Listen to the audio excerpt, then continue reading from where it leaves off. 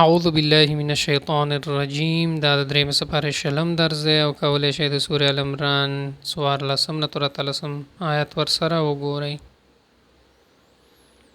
والفضة او سپینو زرو، والخیل المسومة او اسونه نښې لګېدلی شوي، والانعام او څاروي، والحرث او فصل.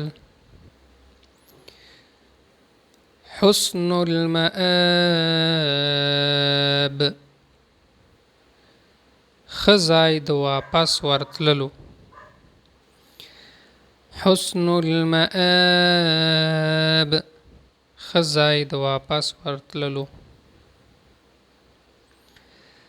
اؤنبئکم آیا خبر درکړم زه تاسو ته، ورضوان او رضامندي، والقانتین او فرمان بردار،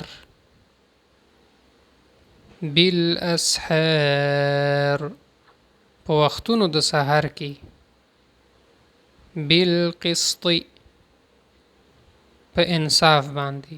امید ده چې دوستان درس مو زده شوي، نور دوستانو سره شیر کړئ. الله مو مل شه.